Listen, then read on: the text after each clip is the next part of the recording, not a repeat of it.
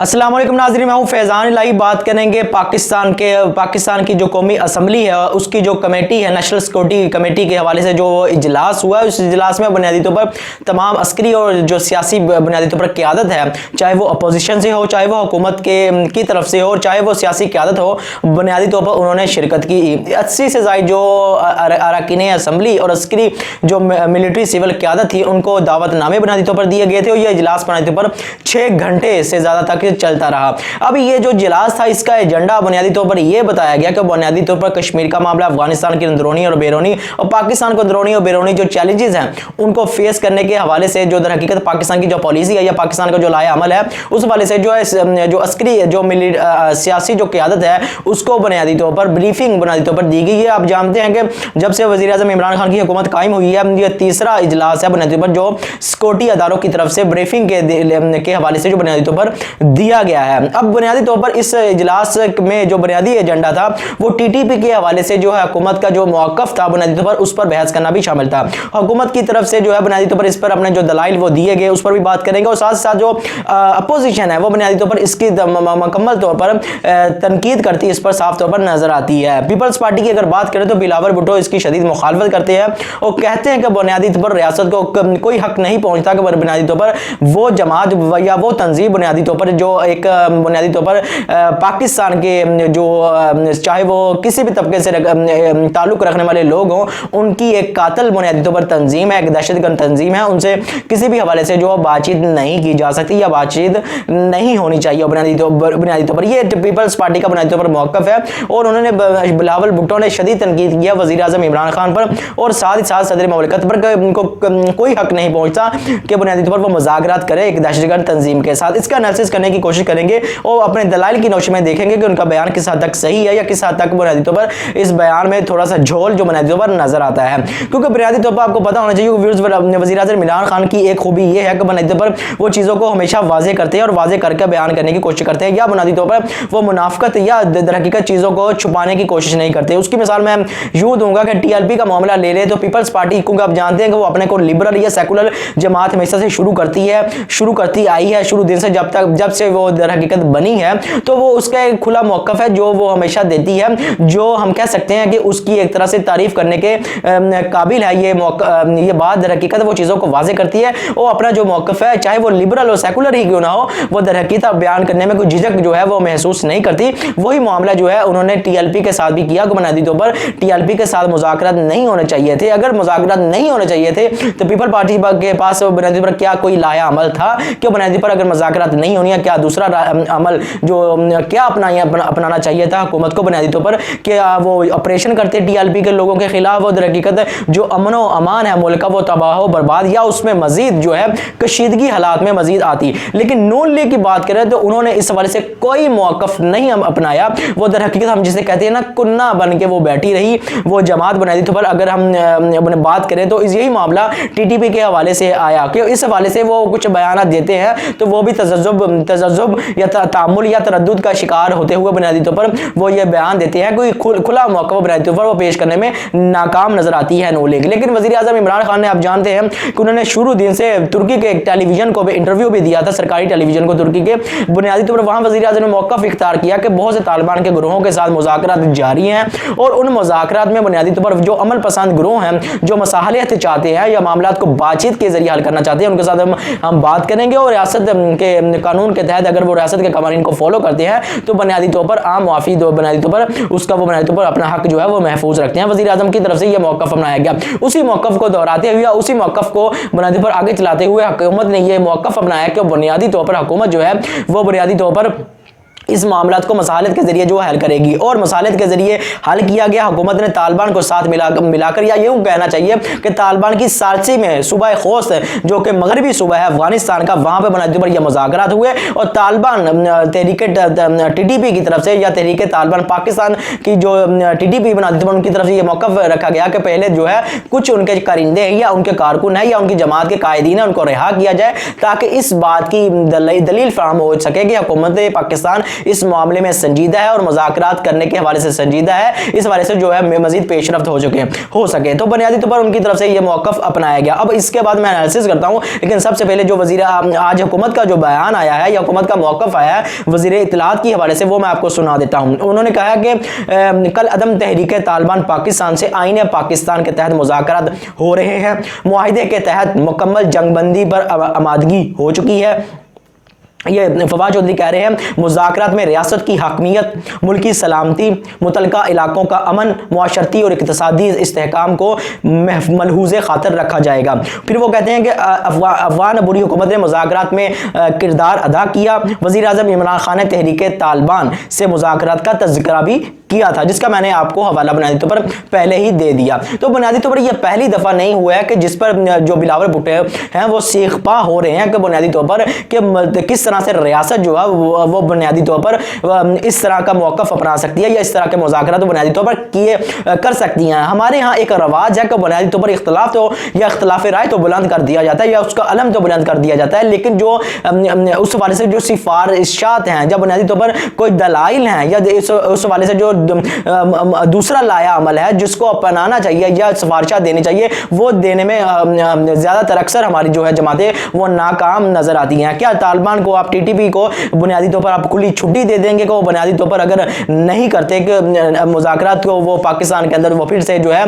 दर हकीकत धमाके करें, ज़्यादा से ज़्यादा पाकिस्तान के जो सिक्योरिटी के अदारे हैं उनको निशाना बनाए और ज़्यादा से ज़्यादा पाकिस्तान की रियासत का बुनियादी तौर पर नुकसान करें। इसका एनालिसिस कर लेते हैं, लेकिन साथ ही साथ मैं आपको यह बता दूं कि ये तालिबान पहली दफ़ा मुज़ाकरात नहीं हुए, पहले भी मुज़ाकरात भी होते रहे हैं और मुआहिदे भी होते रहे हैं। मुआहिदे नाकामी की सूरत में जो बुनियादी तौर पर जो टीटीपी है बुनियादी तौर पर उनकी तरफ से जो मुआहिदों की खिलाफ वर्जी बुनियादी तौर पर की जाती रही या उनकी तरफ से जो उनके तहफ़्फ़ुज़ात होते थे, तो बुनियादी तौर पर हुकूमत पाकिस्तान जो अफ़वाज पाकिस्तान की तरफ से ऑपरेशन शुरू किए जाते रहे या यूँ कहना चाहिए जो मुआहिदे हुए वो भी नाकाम हुए। इससे सबसे पहले बात करेंगे 2008 में जब पीपल्स पार्टी आई, उनके दौरे हुकूमत में मुज़ाकरात हुए, तो टीटीपी की तरफ से जो मुआहिदे रखे गए या हुकूमत की तरफ से जो मुतालबात रखे गए, हुकूमत की तरफ से पीपल पार्टी के दौर में 2008 में ये मुतालबात रखे गए कि टीटीपी स्कूलों, कॉलेजों, यूनिवर्सिटी या किसी भी अदारे मुसल्लह अदारों पर किसी किस्म की कार्रवाई नहीं करेगी, मुल्की अमला को नुकसान नहीं पहुंचाएगी और बुनियादी तौर पर किसी किस्म की जो बुनियादी तौर पर कार्रवाई नहीं करेगी। यह मुज़ाकरात कामयाब हो गए कहना चाहिए। फिर बाद में इस हवाले से नाकाम हुए कि बाद में सवात का मालाकंड के अंदर जो है ऑपरेशन वो भी हुआ और साथ ही साथ जो टीटीपी के हवाले से उन्होंने मौक़िफ़ ये अपनाया था, उनका ये मुतालबा जो बुनियादी तौर पर ये थे कि वो बुनियादी तौर पर चाहते थे कि उनके जो कारकुनान हैं उन पर उनको रिहा किया जाए, उन पर जो मुकदमे हैं उनको ख़त्म किया जाए, जो मुकदमे कायम हैं उनको ख़त्म किया जाए और साथ ही साथ जो बुनियादी तौर पर जो उनकी दूसरी रिजर्वेशन थी वो उस पर जो है अमल दरामद किया जाए, जो कि उनके मुतालबा 2008 में थे। आगे चलिए 2013 में नून लीग की हुकूमत आ गई, तो नून लीग की हुकूमत में बुनियादी तौर पर इसी तरह का अमल जो है वो टीटीपी के साथ दोहराया गया। तो आपको व्यूअर्स इस चीज़ का पता चल जाना चाहिए कि मुज़ाकरात पहले भी होते रहे हैं, ये पार्टियां पहले भी करती रही हैं, इसलिए ये अब सीख पा बुनियादी तौर पर हो जाना ये किसी चीज़ की दलील फराहम नहीं करता, क्योंकि अपोजिशन का जो बुनियादी तौर पर किरदार नजर आता है वो बुनियादी तौर पर मुल्की मसाइल के हवाले से, इस्लाह के हवाले से कोई बुनियादी किरदार नजर नहीं आता, लेकिन चीज़ों को ख़राब करने के हवाले से या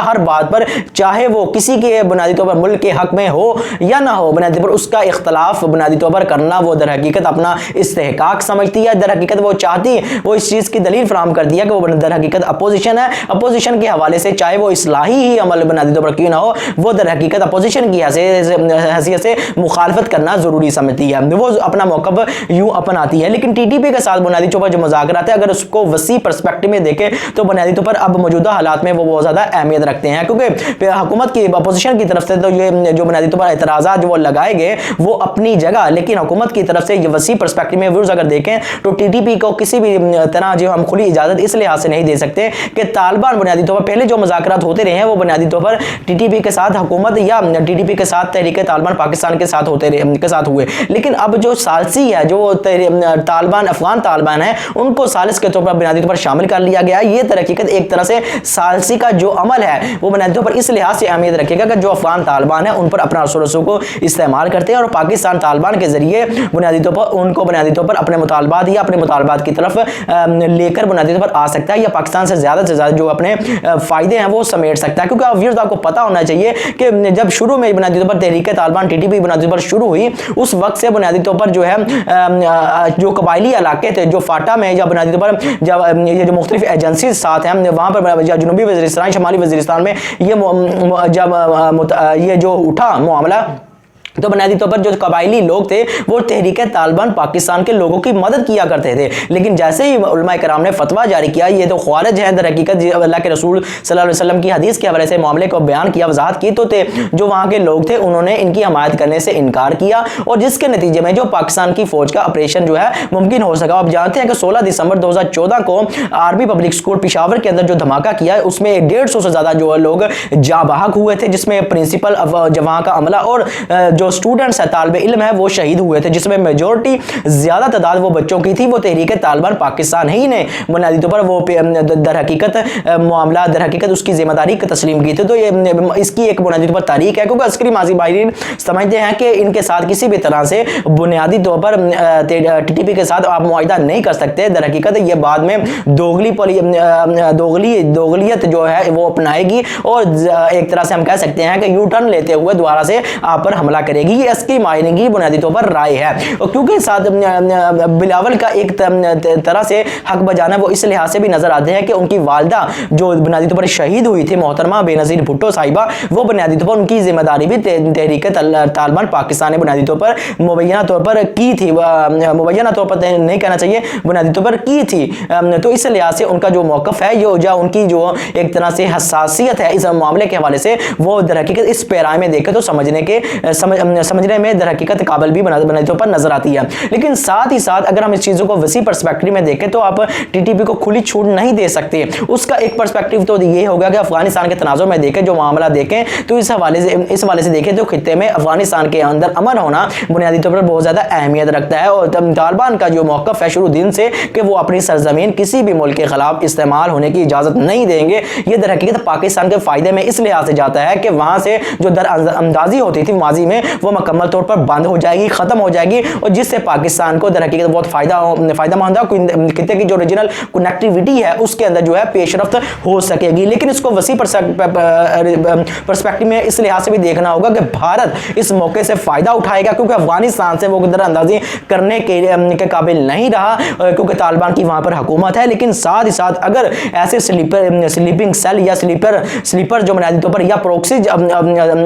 कबायली इलाकों में या टीटीपी की शक्ल में मौजूद रहती हैं या इन ग्रोहों की शक्ल में मौजूद रहती है, तो भारत इससे पूरा फ़ायदा उठाएगा। गो के वो अफगानिस्तान से अपना जो है मामला नहीं चला सकेगा, लेकिन वो कोई ना कोई रास्ता तलाश करने की जो है भरपूर कोशिश करेगा, और पाकिस्तान को टारगेट करने के लिए या पाकिस्तान को डिस्टेबलाइज करने के लिए अपनी पूरी या जुस्तजू या कोशिश बुनियादी तौर पर वो करेगा इस मामले में नुकसान पहुंचाने की। तो इस वसी पर्सपेक्टिव में देखें तो हम अगर मौजूदा हालात में देखें तो माजी की हुकूमतें भी जो मुज़ाकरात करती रही हैं, अगर हुकूमत ने मुज़ाकरात कर ली हैं तो बुनियादी तौर पर वो मुज़ाकरात इन 3 एजेंडों पे किए गए हैं। वो बुनियादी तौर पर हुकूमत की तरफ से ये जो मौक़िफ़ अपनाया गया वो ये है कि एक तो तालिबान को